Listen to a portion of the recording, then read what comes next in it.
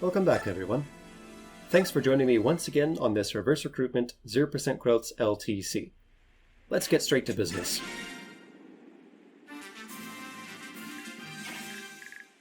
The second map of Chapter 1-6 presents us with a defeat boss objective for the first time. The boss in question is a cavalier located in the northwestern section of the map, but he will move to attack us if we get within range. Our plan is to cross the western bridge and engineer that exact scenario.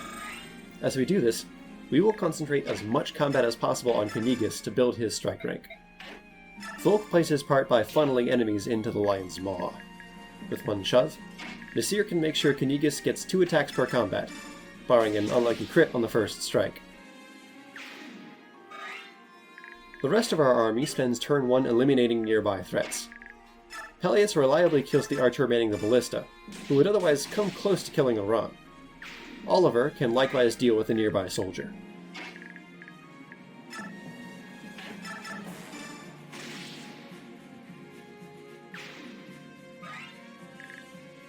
After Laurent moves up to support Caineghis, the last enemy within attack range is this fighter. We don't need to kill him right away, but it does simplify future turns. As a bonus, we get to see Bastion's hit rate make a rare trip into the 90s. Since Renning will be moving into range of 2 enemies to finish the fighter off, Kurt steps in to boost his defense. He won't stay in that area for long.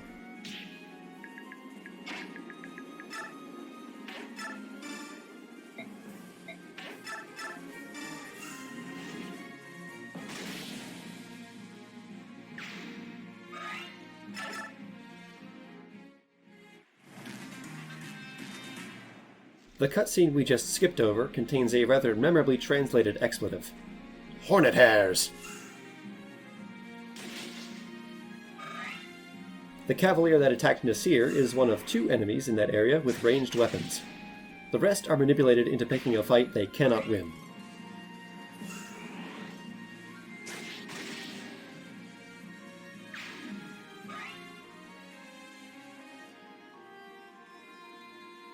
Look at all that succulent strike rank.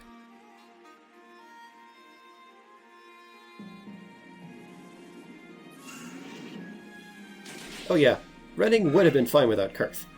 Them being adjacent was a part of that support agenda that I later abandoned. What a peculiar flying fellow.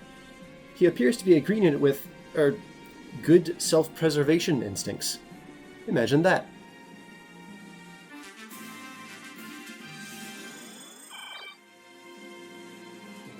The table is set, and it's now time to dig in. Healing Nasir is not strictly necessary, as he won't be placed in harm's way again. Where he will be placed is in a prime position to maximize strike rank gains. It's really hard to overstate the value of White Pool over the course of this playthrough. 5 extra speed on demand is incredible.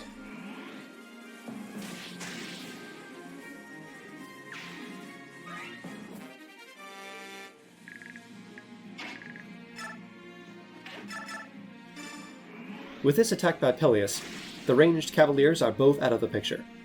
Volk will step in to bridge the gap. Renning can now transport Kurth over to the western front. Our remaining allies spend turn 2 dealing with these cavaliers. In retrospect, I'm not sure if we had to lure them over on turn 1. Call me lazy, but I forget what their default behavior is. There is probably some formation that prevents any deaths if we fail to kill one.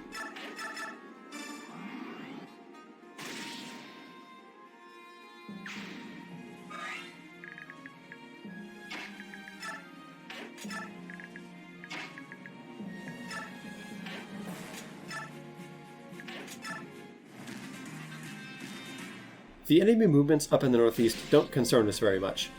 Unlike 1-5, none of the green units can trigger a game over by dying. Thank goodness.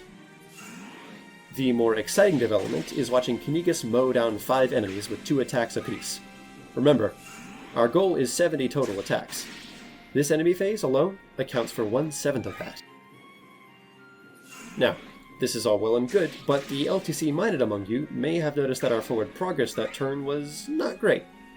We had several actions to spare, and Renning galloped left after going right. Flashing fire, I hear you say, you wonderfully engaged viewer. Could you not have completed this map in 2 turns? And to that I say, yes, at a cost. While it is possible to move a unit within the boss's range by turn 2, we lack a unit that can both kill him in 1 round and reasonably survive all of the Cavaliers beforehand. Because the boss can attack at range, our candidates are limited to just Peleus and Oliver, both of whom need Whitepool to double the boss's 15 speed.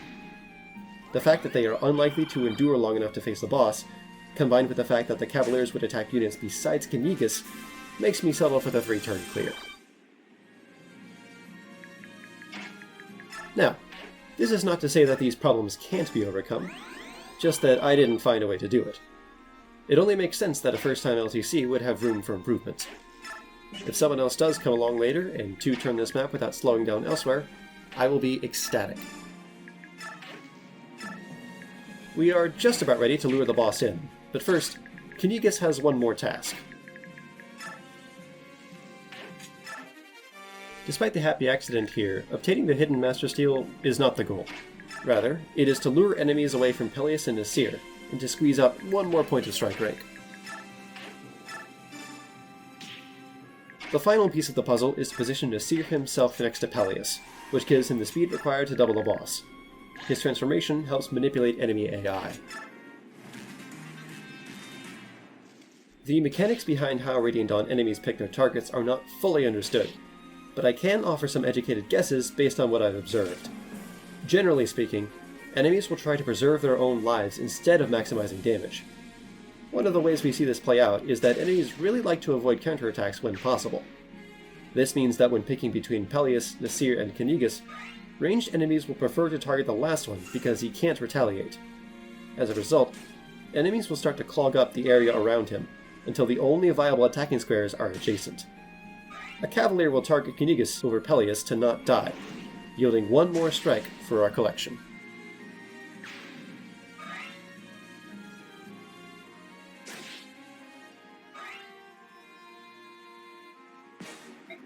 Finally, after all his lackeys have acted, the boss will do us the courtesy of falling at Peleus' hand. With that, we clear 1-6-2 in 3 turns.